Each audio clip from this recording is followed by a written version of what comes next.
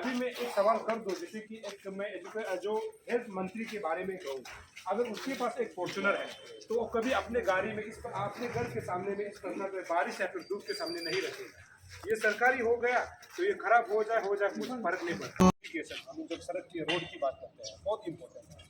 अभी ये जो जो डिस्ट्रिक्ट हॉस्पिटल है यहाँ का जो इंफ्रास्ट्रक्चर कैसे है, खास करके जो यहाँ पेशेंट जो आता है उसके लिए सुविधा क्या क्या हुआ ये देखना जरूरी है। आजकल के समय में क्या है कि ये जो है एमएलए मिनिस्टर जो है वो सब जो है केवल अपना घर बनाने के लिए बिजी रहता है या फिर खुद जो है पैसा कमाने के लिए बिजी होता है। और सच में जिसके लिए एमएलए मिनिस्टर बनता है उसके लिए सही ढंग में काम करता है कि नहीं ये आप तक पहुंचना बहुत जरूरी है। तो अभी इसीलिए हम यहाँ के जो है सही इंफ्रास्ट्रक्चर को, सही ग्राउंड रियलिटी को, मेडिकल का एक्चुअली क्या है इसको हम बताएंगे। और इससे पहले मैं आपको बता दूं यहाँ जो अभी आज तो संडे है, तो संडे में यहाँ पर एक डॉक्टर थे, तो डॉक्टर को हमने पूछा कि मैं थोड़ा सा परमिशन लिया होगी आपको घूमने के लिए, और बाद में भी हो सकता है कि बिना परमिशन के लिए घुमा, इसलिए हमने डॉक्टर से पूछा तो डॉक्टर ने मुझे कहा कि आप कहीं भी जा करके वीडियोस बना सकते हैं। तो हमारे ये टोटली जो दापोडी जो रहते हैं उसके लिए है, उसके शिकायत के अनुसार मैं यहाँ पर पहुँचा हूँ। और यहाँ का ग्राउंड क्या है, आप रियलिटी क्या है, आप सभी को जानना चाहिए। खासकर जो ईटानगर में रहते हैं और अरुणाचल प्रदेश के जो जितने कोने कोने में रहते हैं उनको पता चलना चाहिए कि यहाँ में एग्जिट हेल्थ सिस्टम जो क्या है। लास्ट टाइम हम लोगों ने टीम अरुण भूमि ने जो यंत्रों जा करके भी आपको दिखाया था, जो कि हेल्थ मिनिस्टर का कंस्टिट्यूंसी पड़ता है। तो अभी सबसे पहले आपको बताया गया कि ये जो है ऑब्जर्वेशन रूम है। जब मेडिकल में कोई भी पेशेंट आता है सबसे पहले डॉक्टर जो है लिखता है, नाम लिखता है, उसके बाद मेडिसिन लिखता है। मेडिसिन लिखने के बाद में बीमार के हिसाब से उसको जो ऑब्जर्वेशन में रखा जाता है कि इसको सैलिन लगाना है या फिर इसका क्या हो सकता है, थोड़ा सा टेस्ट करने के बाद यहाँ पर बिताता है। तो सबसे पहले हम लोग यहाँ से शुरुआत करते हैं। तो ये ऑब्जर्वेशन रूम आपको बताया जाएगा ऑब्जर्वेशन रूम। तो अभी आप यहाँ देखेंगे तो ये आपको ये बयां करेगा कि ये मेडिकल को किस प्रकार की हालत में रखा हुआ है। और यहाँ पे इस बात को भी जिक्र करना जरूरी है, जो हमारा जो पेशेंट जो भी आता है या फिर पब्लिक है, पब्लिक को भी यहाँ पर अवेयरनेस देने की जरूरत है। अगर आप दीवार को भी देखेंगे हर जगह में जो है आपको टूका हुआ नजर आएगा सर, लेकिन मेडिकल में तो नाम का लिखा होता है कि यहाँ पर टूकना मना है, लेकिन आपको हर जगह यहाँ पर टूका हुआ नजर आएगा।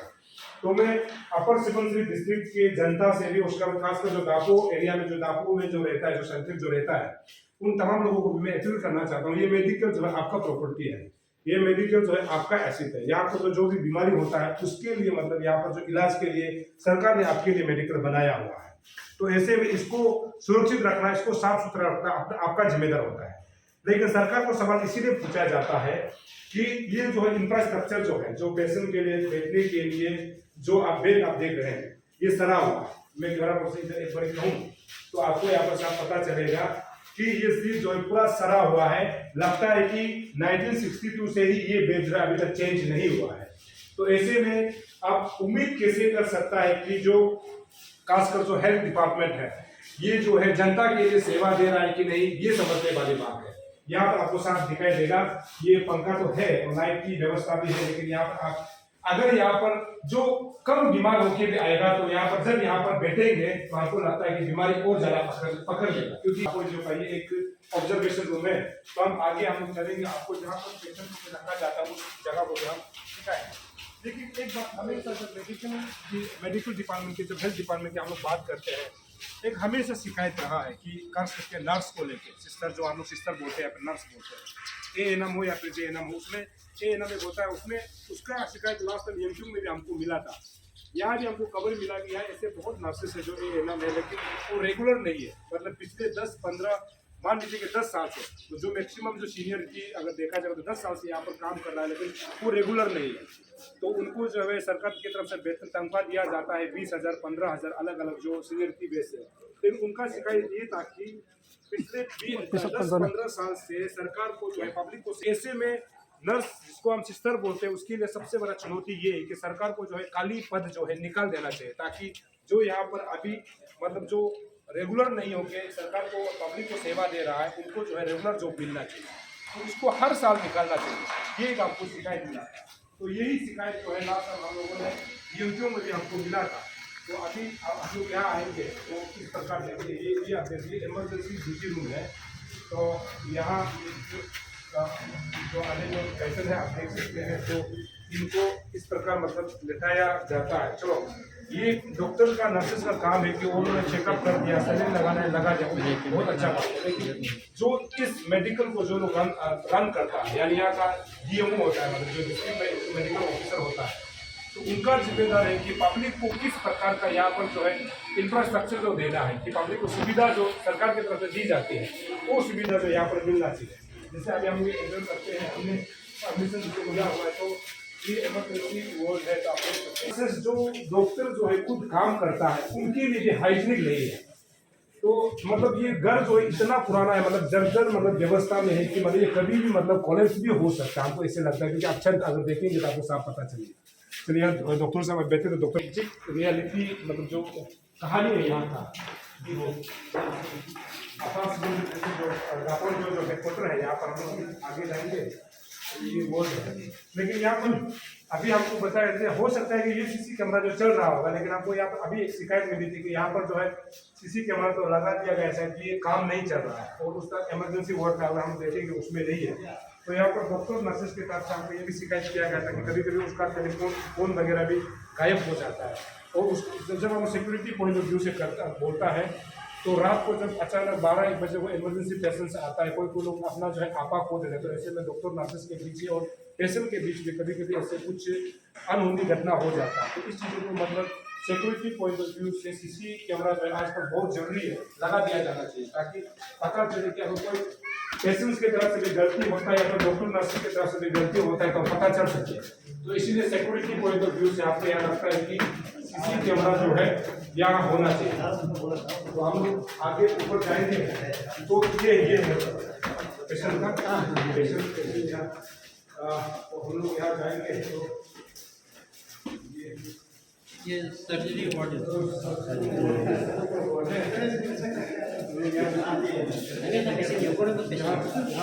यहाँ पेशेंट तो नहीं है, जो बेड रखी हुई है ये कम से कम साफ सफाई की है, तो अंदर भी जाता है जो यूज करता है। तो यहाँ हम लोग जाएंगे, जो सबसे जरूरी चीज है ये फिक्र का है, पानी की व्यवस्था तो है, अच्छी बात है, पानी की व्यवस्था है यहाँ पर।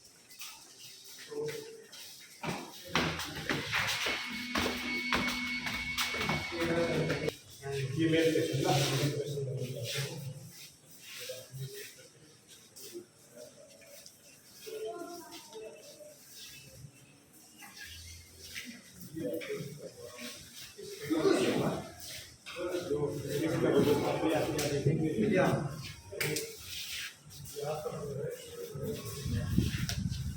के बारे में आपको बताया था, जहाँ पर जो ट्रिम्स हॉस्पिटल में जो है अंदर में जो है फार्मासिस्ट बोला जाता है, मतलब एनजीओ के नाम पर। तो कई ऐसे हर जगह अरुणाचल प्रदेश में अगर चलेगा, तो यहाँ का जो है मान लीजिए यहाँ का लोकल विधायक है, उनका काम यही होता है कि जब आप इलेक्शन खेलता है, जब आप चुनाव लड़ता है, उस समय ये कहा जाता है कि जनता के लिए काम करेंगे। तो ऐसे में नहीं लगता है कि ये जो है यहाँ का जो लोकल विधायक होगा तो ये जनता के लिए काम कर रहा होगा, क्योंकि अगर मैं अभी किसी चीज़ को यानी मेडिकल को उपयोग करके अगर मैं अभी विधायक जी के घर में जा करके अगर वहाँ से लाइव करूँगा, तो आपको पता चलेगा कि उसका घर जो है चकाचक होगा, उसका घर में पार्किंग करने की सुविधा ठीक ठाक होगा, पानी की व्यवस्था ठीक ठाक होगा, टॉयलेट बाथरूम ठीक ठाक होगा, सोने का जगह जो है ठीक ठाक होगा, हर जगह में जो है सीसी कैमरा फुटेज लगाया होगा। तो ये कहीं ना कहीं अंतर हमको लगता है, जिसको कि आप लोगों तक पहुँचाया जाना बहुत जरूरी है, खास करके उन तमाम जो नर्सेस के लिए जो अभी तक मतलब पिछले 5-6 सालों से या फिर 10 सालों तक जो है अपना जो बिना रेगुलर के जो है जॉब कर रहा है। तो सरकार को खासकर जो हेल्थ डिपार्टमेंट के जितने भी जो मंत्री है, उनको कमिश्नर या फिर सेक्रेटरी है या फिर स्पेशल सेक्रेटरी है, उनको ये देखना चाहिए, उनको ये तय करना चाहिए कि जो पब्लिक को सेवा दे रही है पिछले 10 साल से, तो उन लोगों को किस प्रकार से रेगुलराइज करके जो है वो अपना ड्यूटी को और अच्छी तरह से निभाया जाए। तो अरुणाचल प्रदेश केवल दापोरी जो ही ऐसा प्रॉब्लम नहीं है, हर डिस्ट्रिक्ट का प्रॉब्लम यही है कि जो रेगुलर नर्सेस नहीं है, ऐसे बहुत सारे नर्सेस हैं जिनको जो है, या फिर नर्सेस सिर्फ नहीं है, डॉक्टर भी ऐसे बहुत सारे हैं जो रेगुलराइज नहीं हो रहा है या फिर जॉब वैकेंसीज तो नहीं निकल रहा है। तो ये कहीं ना कहीं एक चुनौती है सरकार के लिए, खास करके हेल्थ डिपार्टमेंट की। तो अभी हमने ये कोशिश किया है कि आपको जो है इसका जो ग्राउंड रियलिटी क्या है बता सकें। अगर ये कुछ एम्बुलेंस यहाँ पर रखी हुई है, इसको भी अगर आप देखेंगे क्यों ऐसे क्यों होता है कि जो सरकारी का जो चीज़ होता है उसको जो है मेंटेन नहीं किया जाता? क्योंकि अगर इस गाड़ी को भी अगर आप एक कहीं अच्छा जगह में रखता है, अभी मैं एक सवाल कर दूं, जैसे कि एक मैं जो हेल्थ मंत्री के बारे में कहूँ, अगर उसके पास एक फॉर्च्यूनर है तो वो कभी अपने गाड़ी में इस पर अपने घर के सामने में इस पर बारिश या फिर धूप के सामने नहीं रखेगा। ये सरकारी हो गया तो ये खराब हो जाए कुछ फर्क नहीं पड़ता। तो इसी चीज़ को केवल मंत्री ही नहीं, यहाँ का जो डीएमओ है, जो डिस्ट्रिक्ट जो मेडिकल ऑफिसर है, उनका भी जिम्मेदारी है कि जो पब्लिक के लिए जो सेवा दे रही है, जैसे एम्बुलेंस हो गया, इसको किस प्रकार से रखना है, किस प्रकार से सुरक्षित रखा जाए, ताकि इमरजेंसी केसेस में हमारे यहाँ का जो दापों का जो पेशेंट को जो है ईटानगर या फिर गुवाहाटी जैसे नियरेस्ट मेडिकल में ले जा सके। तो खास उसी के लिए ये एम्बुलेंस जो है दी जाती है। एम्बुलेंस का हालत भी किस प्रकार है, और ये केवल दापोरिजों का इशू नहीं है, ये अरुणाचल प्रदेश का हर डिस्ट्रिक्ट का इशू यही है। क्योंकि सरकारी गाड़ी है, इसका कोई लेन देन नहीं है, कोई लेना देना नहीं, खराब हो जाए सर जाए इसको कोई फर्क नहीं पड़ता। और पायलट साहब को तो कभी कभी ये भी लगता होगा कि गाड़ी खराब हो जाता है कि ड्यूटी ना करें।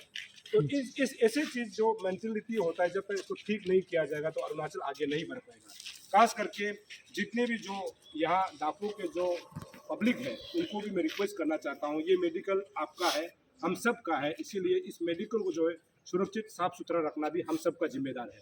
डॉक्टर नर्सेस का जिम्मेदार ये है कि आपका जब बीमारी होता है उसको किस प्रकार इलाज करना है, कैसे आपको दवाई दी जानी है, वो उनका रिस्पॉन्सिबल है। और आपका रिस्पॉन्सिबल है एज एक अच्छा नागरिक, एक अच्छा सिटीजन होने के नाते आपका ये जिम्मेदारी है कि आप अपना मेडिकल को साफ सुथरा रखें। जहाँ पर ना टूटने के लिए कहा जाए उधर ना टूटे, क्योंकि मेडिकल को हमने देखा हर जगह में लाइव में जाता है ना, उम्मीद करता हूँ कि दापो की जनता जो है इसलिए ऊपर में छोड़ दिया कम से कम अपने अंदर जो है सिविक सेंस हम लोग बोलते हैं, एक अच्छा नागरिक होने के नाते इस चीज़ को पालन करेंगे, ऐसे में उम्मीद करता हूँ।